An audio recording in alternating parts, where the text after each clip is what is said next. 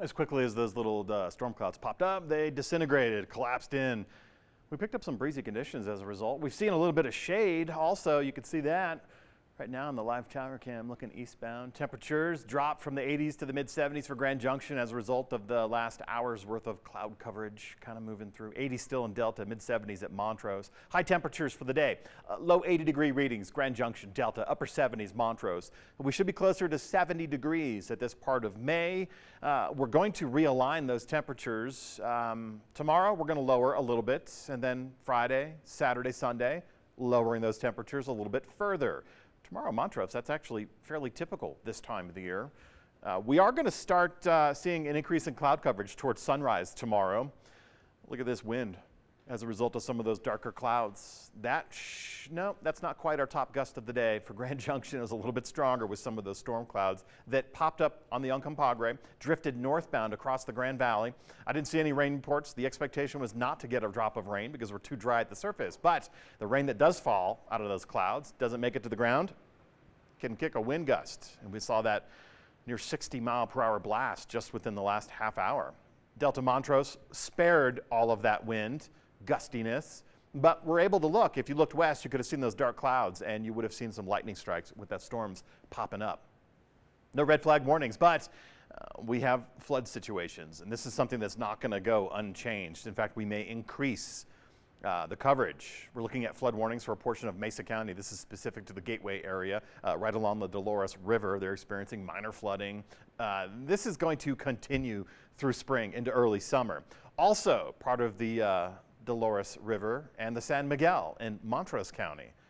We're looking at a flood advisory. This is likely impacting Natarita with some water. We're getting faster and excessive runoff.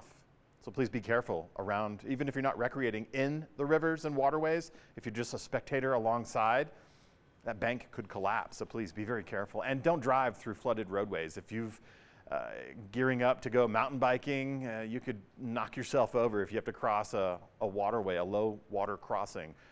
Vehicles, trucks, Jeeps. We're getting into that season where people are starting to explore four-wheel drive.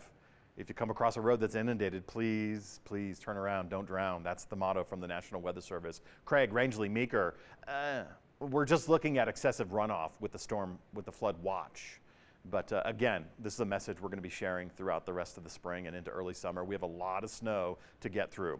On radar right now, most of that gustiness and some of those storm clouds have drifted away. Like I said, they've collapsed as quickly as they popped up, and we're starting to see less and less coverage. But for the next couple of hours, we still have moisture in the atmosphere. We still have sunshine, so we still have heat of the day.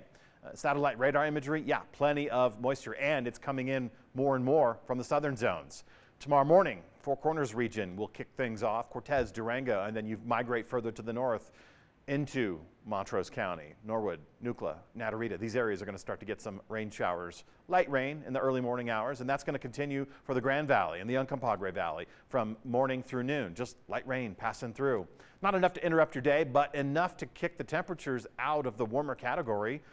It'll be a delayed start to the heating of the day on Thursday. We're going to have plenty of cloud coverage in the morning. The afternoon will be spent clearing and drying all this moisture, the source of which, Eastern Pacific, low pressure system. It's been kicking little globes of energy our way, and tomorrow morning we have such another one. Probably the better of the multiple ones we're getting and have had this week. Each afternoon we have a chance to see our mountain storms popping up. There you see right there in the afternoon hours, we kind of lose that rain potential. So if you have chores or errands to do, you might be able to sleep in tomorrow. You might be able to do some paperwork if that's your bag.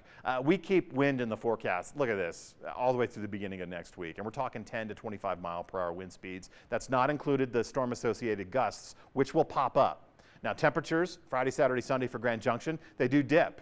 These are still close to the averages in early May, but remember, we should be in the lower 70s. Montrose, we should be in the upper 60s, near 70 degrees. So the weekend, for Montrose at least, and for everyone, should feel much better. If these warmer temperatures have been bogging you down, a little bit of relief this weekend. We do catch our rain opportunities for the first half of Thursday tomorrow. We spend Thursday night clearing the sky and drying up, and we'll do it again for Friday and Saturday. But tomorrow night, you could get outside, you could see Venus. You could see the full moon. It's the flower moon, full moon in May. It's the final moon of spring, in fact. And we do have the Eta Aquarids. It's the debris from Halley's Comet. And that's visible for the rest of the month, too.